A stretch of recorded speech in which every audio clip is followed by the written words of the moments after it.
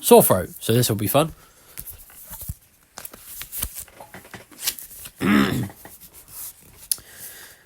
Dear friends, the Fat Controller has just been having a disturbing time. He ordered one engine for goods from Scotland and was surprised to receive two. They had both lost their numbers and no one knew which was which. So he didn't know which engine to keep. The author. Hello, twins. More and more people travelled on the Fat Controller's railway. More and more ships came to the harbours. Everyone had to work very hard indeed. The trucks complained bitterly, but then, trucks always do and no one takes much notice. The coaches complained too. No sooner had they arrived with one train, then they had to go out again with fresh passengers as another. We don't know whether we're coming or going, they protested. We feel quite distracted. No one can say, grumbled Henry, that we're afraid of hard work. But we draw the line at goods trains, finished Gordon. Dirty trucks, dirty sidings. Ugh, put in James. What are you boiler aching about? Asked Duck. I remember on the Great Western, the Tin Pot Railway. Tin Pot indeed. Let me tell you, silence, ordered a well-known voice. Let me tell you that an engine for goods work will arrive from Scotland tomorrow. The news was received with acclamation. The Fat Controller stared. Did you say 2 engines, Inspector? Yes, sir. Then send the other back at once. Certainly, sir. But which? The Fat Controller stared again. Engines have numbers, Inspector, he explained, patiently. We bought number 57646. Send the other one back. Quite so, sir, but there is a difficulty. What do you mean? The 2 engines are exactly alike, sir, and have no numbers. They say they lost them on the way. The Fat Controller seized his hat. We'll soon settle this nonsense, he finished grimly. The 2 engines greeted him cheerfully. Now I hear you lost your numbers, he said. How did that happen? Them all a slightly slip off, sir. You can who it is. The engines spoke in chorus. No, accidentally, on purpose, no doubt. The twins looked pained. Sir, you wouldn't be thinking we lost them on purpose. I'm not so sure, said the Fat Controller. Now then, which of you is 57646? That, sir, is just what we can't mind. The Fat Controller looked at their solemn faces. He turned away. He seemed to have difficulty with his own. He swung round again. What are your names? Donald and Dougie, sir. Good, he said. Then your controller can tell me which one of you is which. Och, you'll get no muckle out for him, sir. Why? He doesn't ken our names, sir. How could he? We only given ourselves names when we lost our numbers. One of you, said the Fat Controller, is playing truant. I shall find him out and send him home. Inspector, he ordered, give these engines numbers and set them to work. He walked sternly away.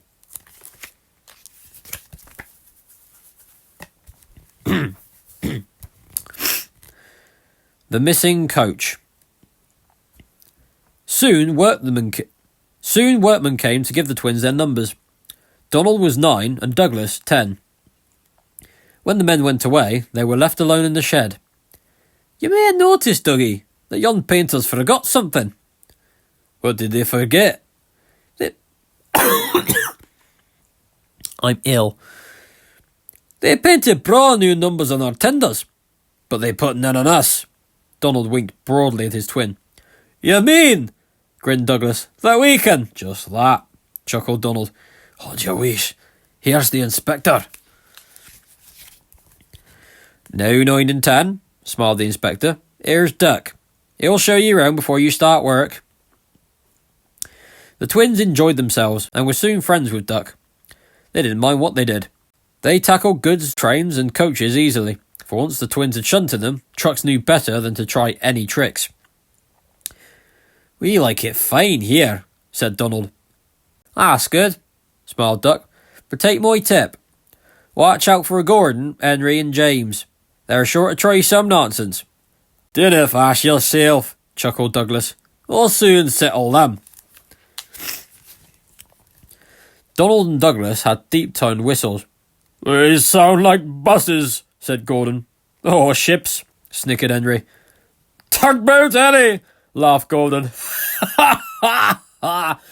Donald and Douglas cruised quietly up, one on each side. You wouldn't be making fun of us, would you now? Asked Donald. Gordon and Henry jumped. They glanced nervously from side to side. No, said Gordon. No, certainly not, said Henry. That's fine, said Douglas. Now, just mind the both of you and keep it that way. That was the way Gordon and Henry kept it. Every day, punctually at 3:30, Gordon steams in with the express.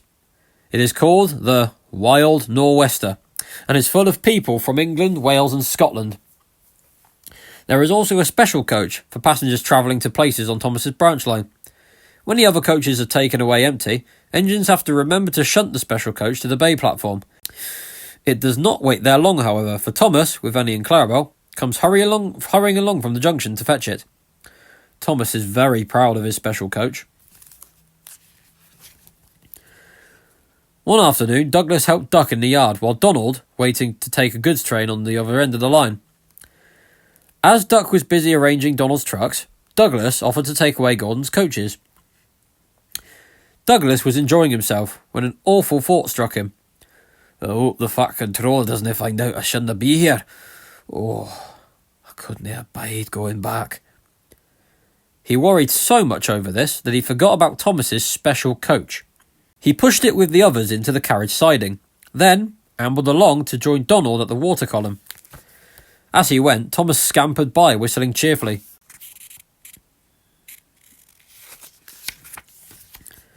Soon after, Thomas came fussing. Where's my coach?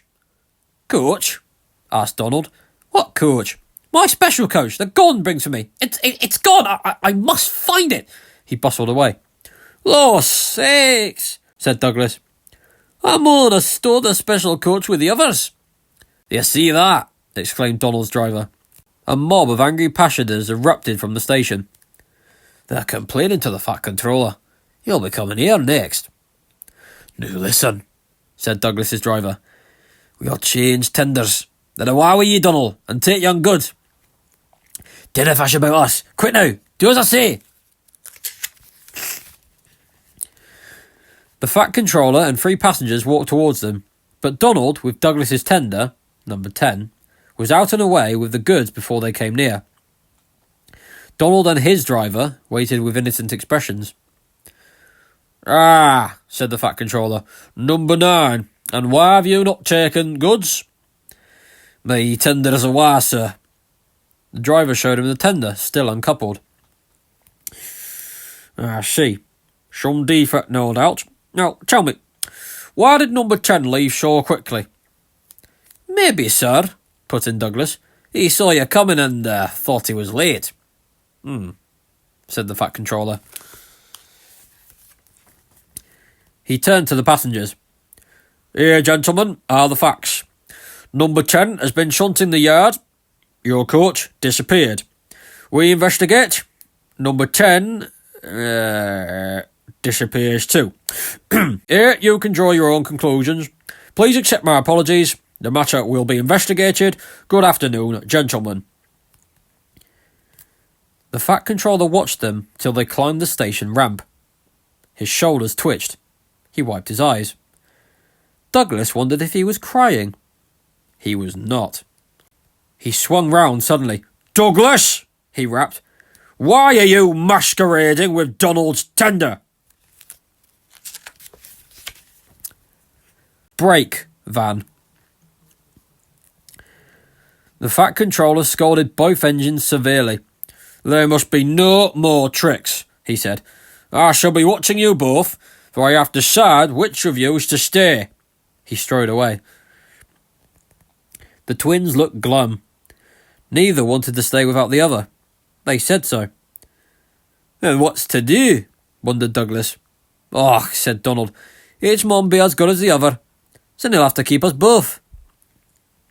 Their plan was good, but they had reckoned without a spiteful brake van. The van had taken a dislike to Douglas. Things always went wrong when he had to take it out. His trains were late, and he was blamed. Douglas began to worry. "You're a muckle nuisance," said Donald one day. "It's to leave you behind I be wanting." "You can't," said the van. "I'm essential." "Ugh, are you?" Donald burst out. "You're nothing but a screech and a noise when all's said and done. Spite Dougie, would you? Take that!" cried the van. "Odds you wish," said Donald severely. "There's more coming, should you misbehave." The van behaved better after that. Douglas's trains were punctual, and the twins felt happier. Then Donald had an accident. He backed into a siding. The rails were slippery. He couldn't stop in time and crashed through the buffers into a signal box. One moment the signalman was standing on the stairs. The next he was sitting on the coal in Donald's tender. He was most annoyed. "You clumsy great engine!" he stormed. "Now you must stay there. You jammed my points. Serves you right for spoiling my nice new signal box." The Fat Controller was cross too. "I am disappointed, Donald," he said. "I did not expect such clumsiness from you. I decided to send Douglas back and keep you." "I'm sorry, sir." But Donald didn't say what he was sorry for. We know, don't we? "I should think so too," went on the Fat Controller indignantly. "You've upset my arrangements.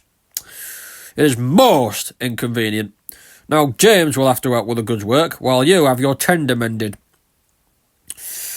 "James won't like that." The Fat Controller was right. James grumbled dreadfully. "Anyone would think," said Douglas, "that Donald had his accident on purpose." "I hear a tale," he went on, "about an engine and some tar wagons." Gordon and Henry chuckled. "Shut up," said James. "It's not funny." Well, said Douglas innocently. "Surely, James, it wasn't you. You didn't say." James didn't say. He was sulky next morning and wouldn't steam properly. When at last he did start, he bumped the trucks hard.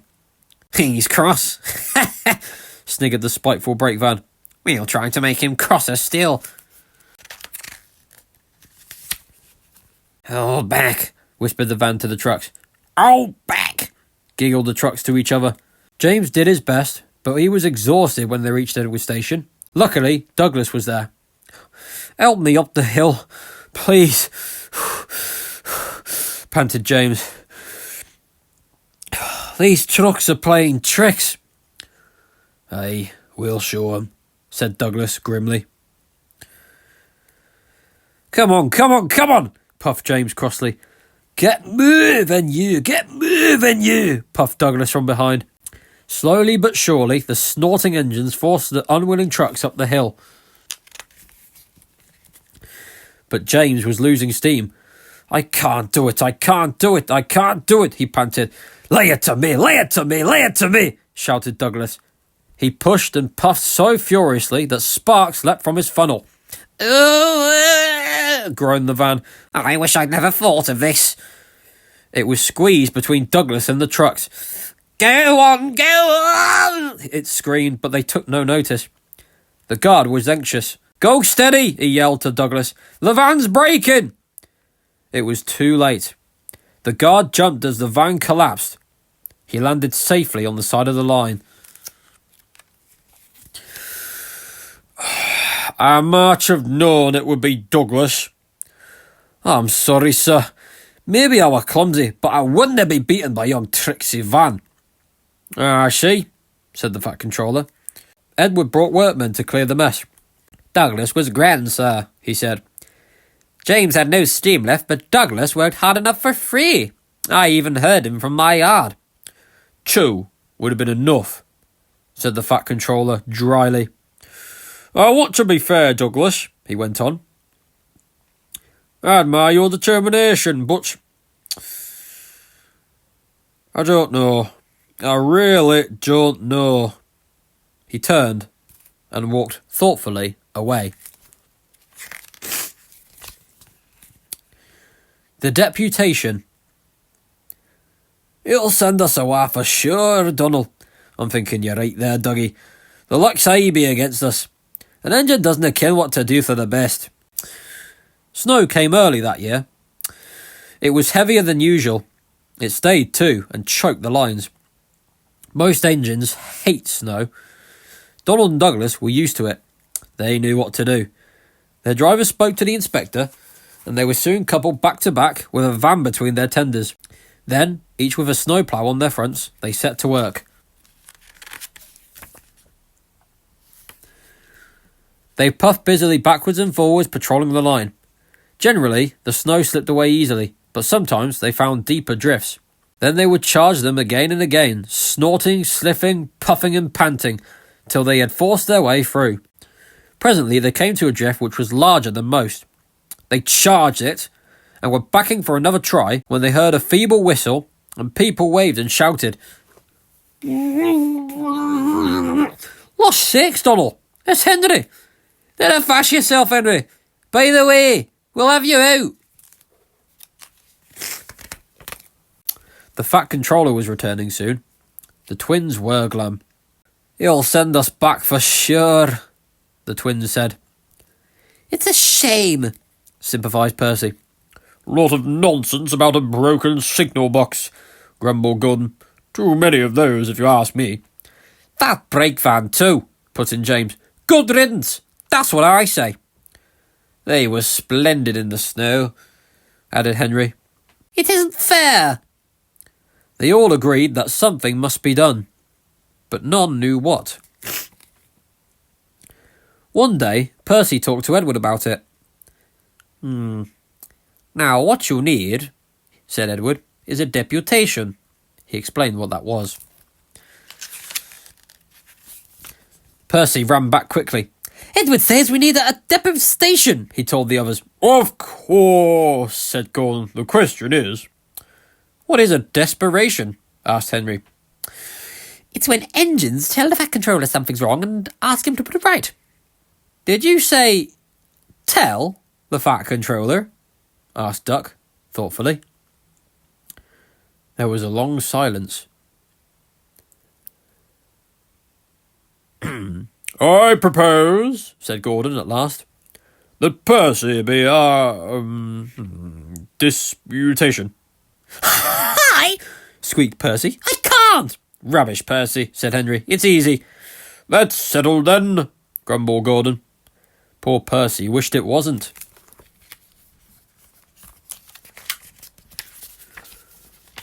Hello, Percy. It's nice to be back. Percy jumped. Some trucks went flying. Yes, sir, please, sir. You look nervous, Percy. What's the matter? Please, sir. Yes, sir, please. They made it be desperation, sir. To speak to you, sir. I don't like it, sir. The Fat Controller pondered. Do you mean a deputation, Percy? He asked. Yes, sir, please, sir. It's Donald and Douglas, sir. They say, sir, that if you send them away, sir, they'll be turned into scrap, sir. That'd be dreadful, sir. Please, sir, don't send them away, sir. They're nice engines, sir. Thank you, Percy. That will do. He walked away. I had a deputation yesterday, said the Fat Controller. I understand your feelings, but I do not approve of interference. He paused impressively. Donald and Douglas, I hear your work in the snow was good. What colour paint would you like? The twins were surprised. Blue, sir, please. Very well, but you shall have nameplates to the sides of you. We'll have no more mistakes. Thank you, sir. Does this mean that the both of us? The Fat Controller smiled. It means that, but the rest of his speech was drowned in a delighted chorus of cheers and whistles. The twins were here to stay.